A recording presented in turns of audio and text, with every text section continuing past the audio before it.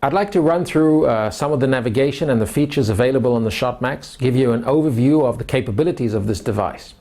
Currently we're looking at the display of the timer mode, and this is a watch. Obviously it provides all of the tools and abilities you would expect from a digital watch.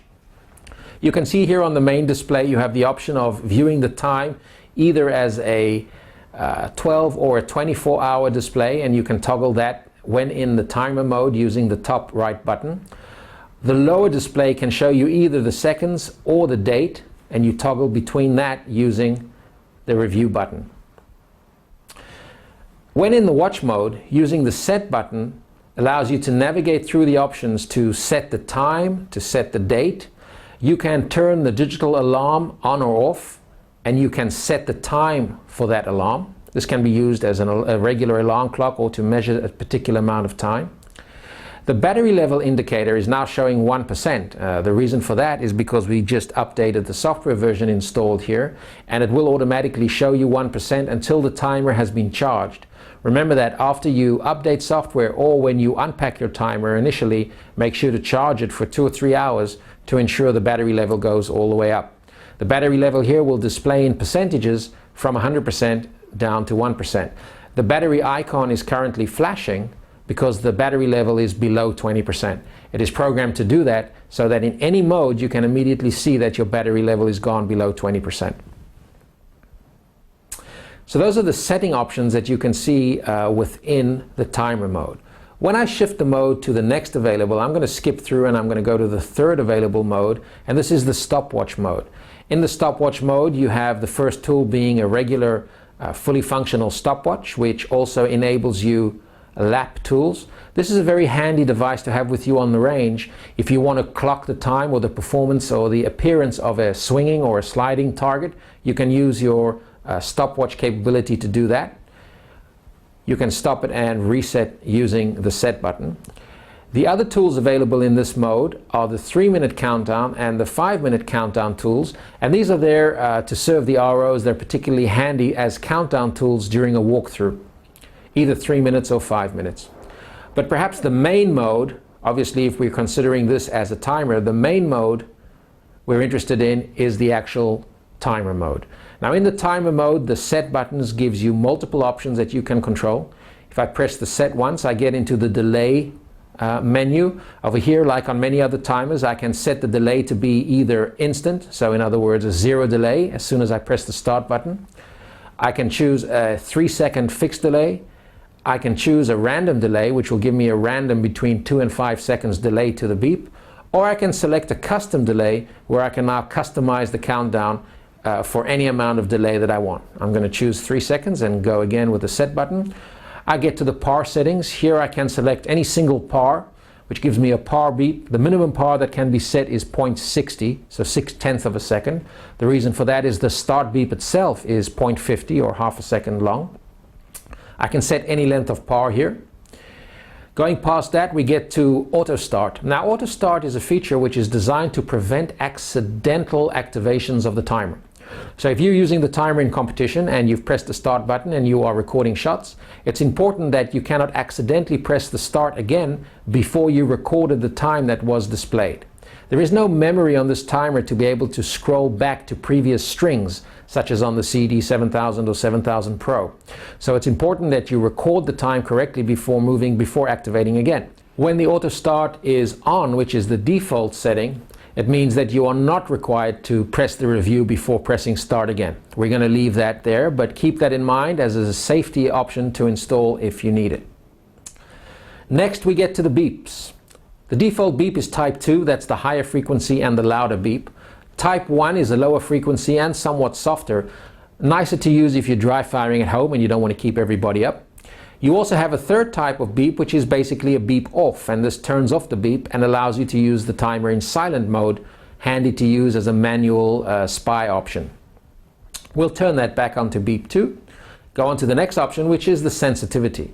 The sensitivity is the control level of the microphone. We have 10 levels of sensitivity. The minimum one shows up as minimum, and you can navigate all the way up through the digital levels. Level number 9 is the maximum sensitivity for the microphone and accelerometer, and above that is one level called airsoft. Now this timer actually has the best airsoft performance of any timer we've ever tested. In fact, these timers are able to accurately consistently pick up all airsoft guns that we've tried from a good 2 or 2.5 meters away behind the shooter.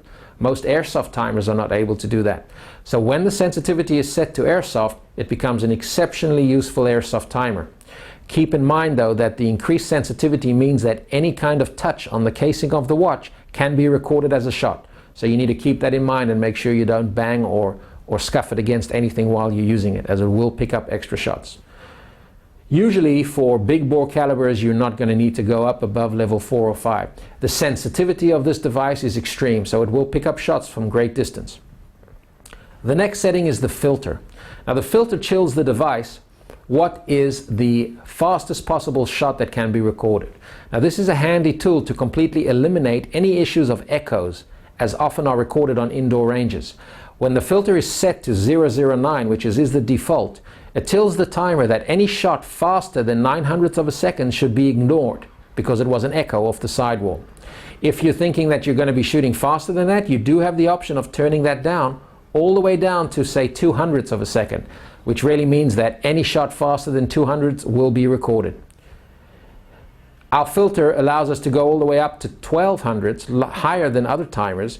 We did that for the airsoft mode. We found that a lot of the airsoft guns, the noise of the slide cycling can be picked up as additional shots, and it usually cycles around 10 or 1100ths. So you can adjust that filter up or down as needed. A little bit of experimentation will allow you to get to the right settings for your shooting range. Next, you have the type of sensor that's going to be used, either microphone or accelerometer. Now the Shotmaxx can be used like any other timer using the microphone, which means that it will record and pick up any shot within range. This is the way you would use it as an RO. It's the way you would use it if you're ROing or checking someone else's performance, if you're not yourself wearing the watch, or if the shooter is not himself wearing the watch. The microphone is adjustable to sensitivity, as we have already seen. But the new feature, and what makes this timer exceptional, is the accelerometer.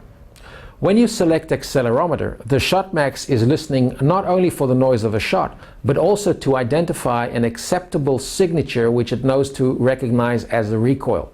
There's a sophisticated algorithm behind this, which we spent many long months fine-tuning, so that it will identify correctly only the firing of the gun as an acceptable shot. It knows to ignore hand movements, it knows to ignore the motion of a reload or a draw, and it will identify correctly only the shots as you fire. This enables you to stand on a busy range with others shooting around you, and using the accelerometer sensor record all of your shots, allowing you to practice side by side with others. So you select either accelerometer or microphone. The next feature here is the send. This is the Bluetooth. If you're going to be using the Bluetooth and pairing the device with a smartphone, a tablet or a computer, you would then turn the Bluetooth or the send to on. So these are the settings which are available to you under the timer mode. When I go back to the activation screen after having set all of my settings to my preference, pressing the start button starts the countdown, and that was the beep, which is roughly 110 dB, an activation beep. The timer is now running and listening for the shots. If I click on the display, you can see that shots are being recorded. As you can see now, the timer is in its run mode, and it's listening for shots. You can see on the bottom the display alternates between 10 and 784. 784 is the time of the first shot. So it shows first shot, 784. 10 is the total number of shots that it's recorded. If I were to click it again, it now updates the main display to 32:53. That's the time of the last shot. It's telling me 11 shots were recorded, and it's still displaying that 784, which is the first shot. As soon as I hit the review button, it's going to go back to it's going to allow me to review the string of shots recorded. I can see in the top the current shot that I'm looking at is the first shot. As I click through, I can see that the second shot was 8 and 18 seconds. It's showing me shot number 2, and it's showing me a split of 0.34, which was the split between the first and second shots. Each time I progress through the list, it shows me the next shot. It shows me that I'm looking at shot number 3, and that the split time between shot 2 and 3 was 1.97. So in this way I can review through the string of shots that I fired. Whenever I'm ready to start again, I will push the start button and have the countdown begin. The Shotmaxx will automatically switch itself back into the watch mode if it senses no activation, no shots are recorded, no buttons are pushed for 10 minutes. This means that should you forget to turn the watch back into the watch mode and you leave it in the timer mode where the power consumption is substantially higher, after 10 minutes of recording time, if nothing was picked up, it will automatically switch itself into watch mode to save battery. The battery in this device is a rechargeable lithium battery. You recharge it through the port, which is on the bottom side of the external sound chamber.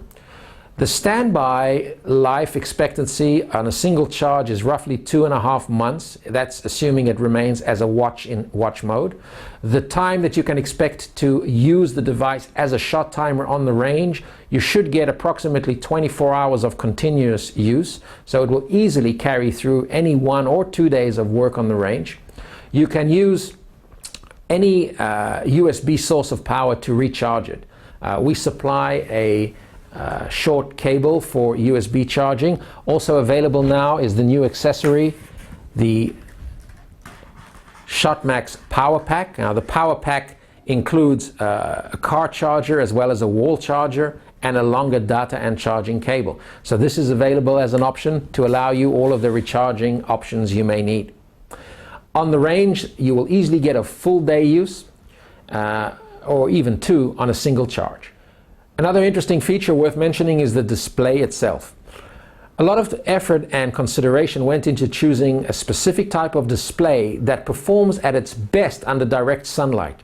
The dark background and green-gold tint of the display is extremely visible under direct sunlight, but also very easy to read indoors.